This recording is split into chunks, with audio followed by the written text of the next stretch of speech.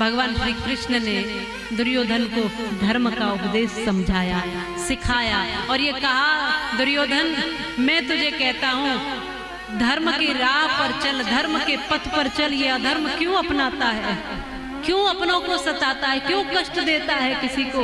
अरे बहुत ज्यादा की मांग नहीं करने आया, मैं शांति दूत बन करके आया हूँ दुर्योधन, केवल 5 गांव मांगने के लिए। कितने गांव माता हो? 5 गांव। भगवान श्री कृष्ण द्वारिकाधीश जो साक्षात भगवान है वो दुर्योधन के पास गए हैं 5 गांव मांगने।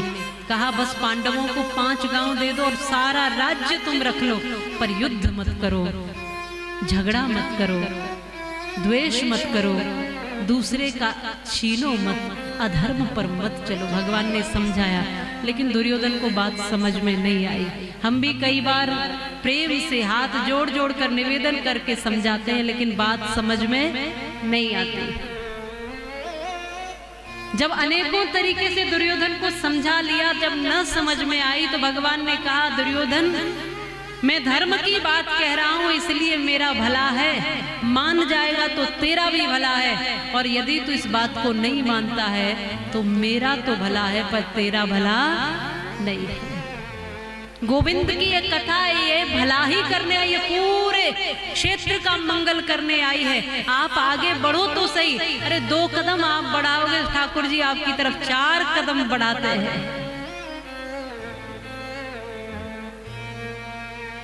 पर जैसा मैंने कल कहा था, दुनिया बड़ी सयानी है, जिसे देखो वही ज्ञानी है। दुनिया बड़ी सयानी है। भगवान श्री कृष्ण की बात दुर्योधन ने नहीं मानी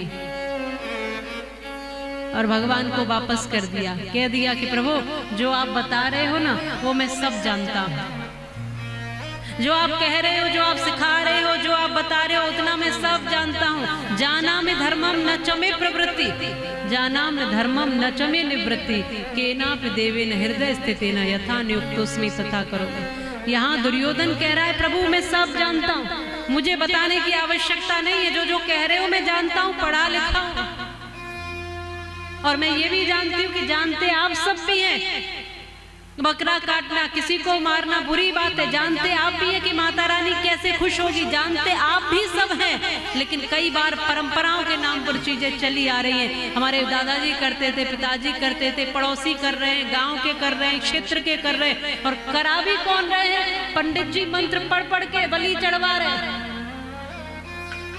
आश्चर्य की बात है। मैं तो उन श्रेष्ठ ब्राह्मणों से कहना चाहूं, ये क्या कृत्य करा रहे हो कि बलि चढ़ाओ?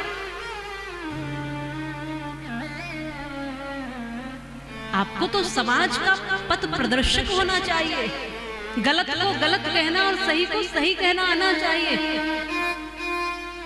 शास्त्र क्या कह रहा है, धर्म क्या कह रहा है, ये सामान्य लोगों को नहीं पता रहता है। इसमें कर्तव्य बनता है श्रेष्ठ संतों का, ज्ञानियों का, ब्राह्मणों का, कि उनको सत्य का दर्शन कराएं, बोध कराएं, ये बताएं ये ठीक है, ये ठीक नहीं है।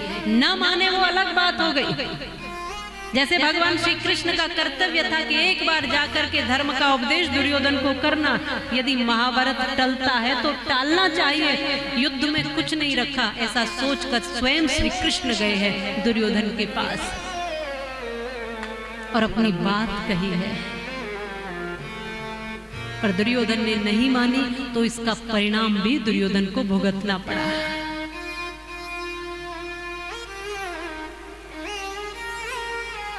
हमें ये देखना है कहीं ऐसा तो नहीं कि हमारे मन में भी दुर्योधन बैठ गया हो आकर के। दुर्योधन कोई बाहर से थोड़ी लिखा रहता है किसी के यहाँ कि ये दुर्योधन है, ये भक्त है, ये भक्त नहीं है, ऐसा तो लिखा नहीं होता। अर्जुन में और दुर्योधन में यही अंतर है। अर्जुन श्री कृष्ण की सानिध्य में जो भगवान कहते हैं वो सब मानते हैं, और दुर्योधन स्वयं भगवान भी आ जाए तो भी नहीं मानते। जो मान बैठे बस वही सही है, ऐसा नहीं। आज भगवान वहां से खाली लौटे, निराश लौटे। बहुत समझाने का प्रयास किया, अरे दुर्योधन ये तेरे अपने भाई हैं, ये कोई गैर नहीं है, ये पराए नहीं है, ये तेरे अपने ही है, बहुत ज़्यादा भी मांग नहीं कर रहे हैं, 5 भाई हैं तो एक एक गांव दे दो बस, और पूरी धरती तुम रखो, पूरा राज्य तुम रखो, तुम खुश रहो, तुम संतुष्ट रहो। लेकिन दुर्योधन ने कहा कि प्रभु बिना युद्ध के सुई की नोक के अग्रभाग के बराबर भी नहीं दूंगा, इतना सा भी नहीं दूंगा। एक सुई की नोक होती है ना, उसके आगे का हिस्सा भी जमीन में टेक दिया जाए उतना भी नहीं दूंगा। युद्ध करूंगा, युद्ध वो भी करें और युद्ध करके जीत लें, बिना युद्ध के नहीं मिलेगा। कुछ लोग होते हैं जिनको बात बात में झगड़ना ही है, हर बात पर लड़ना चाहते हैं, जो काम प्यार से भी हो सकते हैं, कुछ लोग होते हैं वहां पर भी झगड़ा चाहते हैं। बहुत से कार्य ऐसे होते हैं जो प्यार से होते हैं। हम देखते हैं घरों की स्थिति, छोटी छोटी सी बातों पर कोर्ट कचहरी में चले जाते हैं लोग, छोटी छोटी सी जरा सी बात पर। जो घर की बातें हैं वो तो घर में ही संभाल लेनी चाहिए, सुलझा लेनी चाहिए। एक हाथ पिताजी ने जमीन ज्यादा दे दी छोटे भाई को या बड़े भाई को, किसी एक को, बस इसी पर कोर्ट कचहरी के चक्कर लगा दिए और लाखों रुपए वकीलों को देकर आ जाते हैं, लेकिन अपने छोटे भाई को एक हाथ जमीन नहीं दे सकते।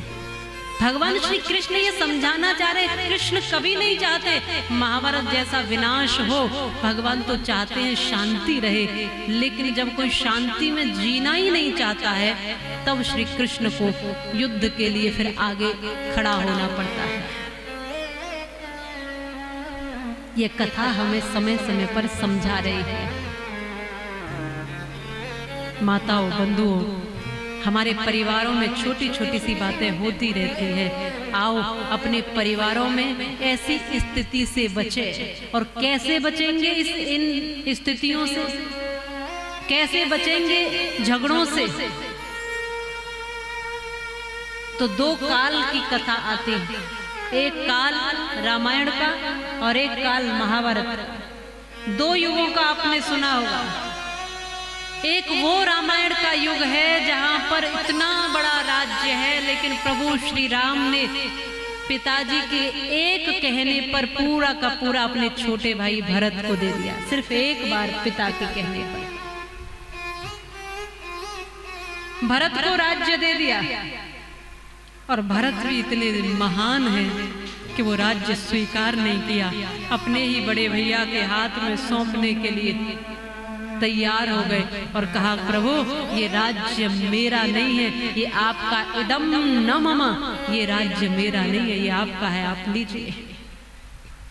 राम जी ने कहा कि भैया ये मेरा नहीं है, ये तुम्हारा है, पिताजी ने तुम्हें दिया है, ये तुम रखो। लेकिन भरत कहते कि मैं इस राज्य के लायक नहीं हूं, ये राज्य आपका था और आप ही का रहेगा, ये आपका है प्रभु। इधर से भरत, उधर से राम, मानो पूरे के पूरे राज्य को फुटबॉल बना दिया। एक तरफ से राम लुढ़का देते हैं, एक तरफ से भरत लुढ़का देते हैं। आज के समय में छोटी छोटी सी बातों पर झगड़े करने वाले, आपस में भाई भाई ही झगड़ने वाले, इस बात को ध्यान से सुने।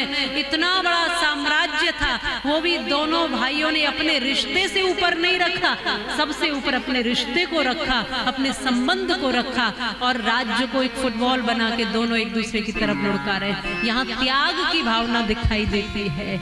और दूसरी ओर यहाँ जो कौरव हैं वो कह रहे हैं इदम मम, ये राज्य हमारा है। पांडव भी कह रहे हैं इदम मम, ये हमारा है। इन दोनों घटनाओं से यही सीखने को मिलता है, जिन परिवारों में एक दूसरे के प्रति प्रेम होता है और त्याग की भावना होती है, उन परिवारों में रामायण जैसे काव्य होते हैं। और जहां छीनने की वृत्ति होती है, वही महाभारत जैसा महायुद्ध और महाकलह होती है। आपके बिहार में एक बार मैं कोई घटना सुन रही थी कि वो किसी संपत्ति पर ही या खेती की कुछ जमीन पर ही दोनों भाइयों में झगड़ा हो गया और झगड़ा विवाद बढ़ता चला गया। और मात्र जमीन के पीछे एक भाई ने दूसरे भाई को अपने ही हाथों से काट डाला, टुकड़े टुकड़े करके। अरे जमीन फिर भी आ जाएगी, व्यक्ति एक बार गया आ जाएगा क्या? बोलो, ये प्रेम, ये आत्मीयता अपनों के प्रति ही नहीं है तो दूसरों के प्रति करुणा कैसे होगी? और ये दुर्योधन की कथा, ये अर्जुन की कथा क्यों सुनाई जा रही है? ये इसीलिए बताई जा रही है ताकि हम समझ जाएं जो जो भूल पहले हो चुकी है, अब उन भूलों को हम ना दोहराएं।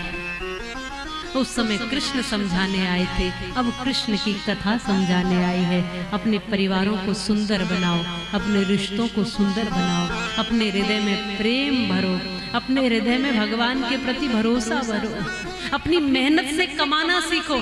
और मेहनत से कमा करके आप कितना भी आप इकट्ठा करो, कौन मना करता है?